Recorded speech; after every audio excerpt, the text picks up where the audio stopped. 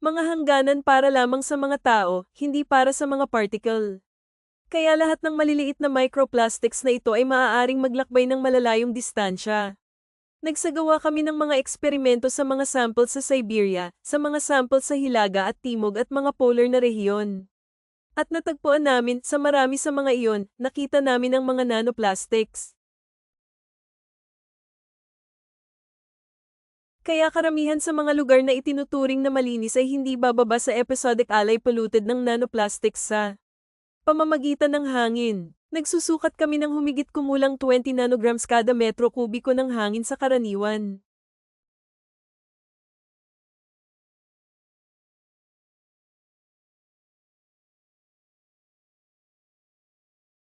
At ito ay malinis na hangin, at sa tingin mo ay wala dito, ngunit ito ay talagang halos palaging bagay. Ngayon, ang mga kagubatan ay nanganganib din na maging mga exclusion zone dahil ang mga ito ay naging malalaking reservoir ng micro at nanoplastics. Naiintindihan ko na ang ating instinct, lalo na bilang mga magulang, ay maghanap ng mas malinis at mas ligtas na mga lugar tulad ng mga baybayin at kagubatan kung saan mas sariwa ang hangin. Ngunit ang kabalintunaan ay ang mga mismong lugar na ito ay naging ilan sa mga pinakamapanganib na kapaligiran para sa buhay ng tao. Bigyan kita ng isang halimbawa. Sa isang malaking lungsod, ang isang may sapat na gulang ay maaaring makalanghap ng hanggang 106,000 microplastic particles sa loob ng 2 oras na paglalakad. Pa sa mga lugar na malapit sa mga anyong tubig. Ang bilang na iyon ay higit pa rito. At ang 2 oras na iyon ay maaaring sapat na upang mag-trigger ng isang kaskad ng mga sakit. Samantalang para sa ilang individual, isang nakamamatay na kinalabasan. Mahalagang maunawaan na kapag ang isang micro o nanoplastic particle ay pumasok sa isang cell, sinisira nito ang higit pa sa isang cell na iyon. Matapos mamatay ang cell, ang plastic na butil ay hindi naalis mula sa katawan. Patuloy itong gumagalaw sa buong katawan, na sumisira sa iba pang mga selula at nagpapalitaw ng chain reaction ng pagkasira. Ang prosesong ito ay walang katapusan dahil ang mga plastic, tulad ng alam natin, ay maaaring mag-recharge at mapanatili ang electric charge. Kung mas maraming microplastics ang pumapasok sa isang katawan, mas mabilis na kumalat ang pagkawasak na ito sa bawat cell, organ pagkatapos ng organ. At ang oras ay nagiging kritikal dito dahil ang ating katawan ay may limitadong mga mapagkukunan upang labanan ang pinsalang ito, habang ang mga nanoplastics, sila ay hindi pinatalsik. Sa halip, patuloy silang nag-iipon sa patuloy na pagtaas ng dami na sinisira tayo mula sa loob. Ang mga nanoplastics ay perpektong pumatay hindi lamang ng mga tao, kundi ng buong biosphere. At imposibleng magtago sa kanila kahit saan. Literal na itinutulak nila tayo palabas ng mundong dati nating kilala.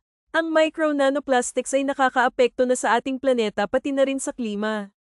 At higit pa rito, pinatitindi na nila ang mga nakapipinsalang natural na sakuna at nag-aambag sa lumalalang krisis sa geodynamic, klima at plastic sa isang ikot ng pagkasira. Ang karagatan sa daigdig ay ang pinakamalaking sistema ng ating planeta. Kinokontrol nito ang klima at nagsisilbing pangunahing pinagmumulan ng oxygen. Ang karagatan at ang atmosfera ay bumubuo ng isang solong, magkakaugnay na sistema ng klima. Ang tubig ay may kahangahangang kakayahan na sumipsip at mag-imbak ng napakaraming init, na unti-unting tumataas ang temperatura nito. Ang naipon na init ay pagkatapos ay pantay na ibinabahagi sa buong planeta at inililipat sa atmosfera. Ang pag-aari na ito ng karagatan, upang mahusay na mapawi ang init mula sa loob ng Earth. Pinuprotektahan ng planeta mula sa matinding pagbabago ng temperatura at tumutulong na patatagin ang klima.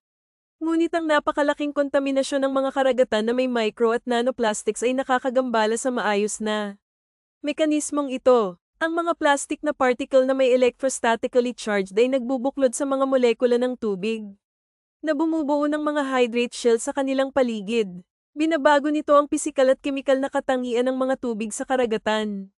Nabawasan na nito ang thermal conductivity nito at lumikha ng mga bulsa ng sobrang init na mga zone kung saan hindi na maaaring mawala ang init. Dahil dito, bumibilis ang pangkalahatang pag-init ng karagatan. Ang paksang ito ay ginalugad ng mas detalyado sa dokumentaryong Anthropogenic Factor in the Ocean's Demise. Ang sobrang pag-init ng karagatan, sa turn, ay nagpapataas ng evaporation at nakakagambala sa sirkulasyon ng atmosfera. Bilang resulta, parehong tumaas ang temperatura at halumigmig ng atmosfera. Ang mga electrostatically charged na nanoplastic particle ay kumikilos bilang condensation nuclei, na nagiging sanhi ng pag-freeze ng moisture droplets sa mas mababang altitude at sa mas mataas na temperatura. 4 hanggang 10 degrees Celsius. Pinapabilis nito ang pagbuo ng ulap at nag-aambag sa hindi normal na mga kaganapan sa panahon, malalaking grand ISO, matinding buhos ng ulan, at pagkagambala ng hydrological cycle. Ang mga naka-charge na plastic na particle ay nakaka-impluwensya na sa pagbuo ng panahon, na nakakaapekto sa kaligtasan ng paglipad, pagbuo ng ulap, at kahit saan at paano nangyayari ang pag-ulan. Sa madaling salita, ang microplastic ay naging driver na ng climate instability. Alam natin kung ano ang ginagawa ng mga particle sa hangin. Gumagawa sila ng mga ulap. Kung alam mo, kung mayroon tayong particle sa hangin, ang singaw ng tubig ay nakaupo sa mga particle na ito at bumubuo ng mga ulap. Kaya sa makatuwid, nais naming maunawaan kung gaano kalaki ang impluwensya ng mga nanoparticle sa pagbuo ng mga ulap. At sa makatuwid, syempre, sa rehiyon ng Alpine, maaari itong mag-trigger ng pagbuo ng ulap at gayon din ng bagyo o matinding mga kaganapan sa panahon. Kapag mayroon kang isang malaking kaganapan sa bagyo, maraming micro-nanoplastis ang nalalabas mula sa kapaligiran kapag sila ay nakulong sa lupa, sa mga ilog, sa mga ibabaw at mga bagay na katulad nito, at na-mobilized sa hangin. Kaya pagkatapos ng bagyo, mayroon kang mas maraming polusyon. Ang prosesong ito ay nagpapanatili sa sarili nito na lumilikha ng feedback loop. Ang pag-init ng karagatan ay nagdaragdag ng pagsingaw ng tubig. Mas maraming nanoplastic ang tumataas sa hangin kasama ang singaw, at mas maraming enerhiya ang naiipon sa atmosfera, na lalong nagpainit sa karagatan. Ayon sa data, ang bawat antas ng pag-init ay nagdaragdag ng kahalumigmigan ng hangin ng 7% at dalas ng kidlat ng hindi bababa sa 12%. Kaya, mas maraming init, mas maraming kahalumigmigan, mas maraming plastik sa hangin, mas maraming kidlat. At ang pag-ikot ay patuloy na walang hanggan. Ang mga naobserbahang uso ay nagpapahiwatig na ang pagtitipon ng enerhiya na ito ay mabilis na bumibilis. At sa bawat pagdaan ng taon, ang mga anomalya sa klima ay nagiging mas kakaiba at mas mapanira.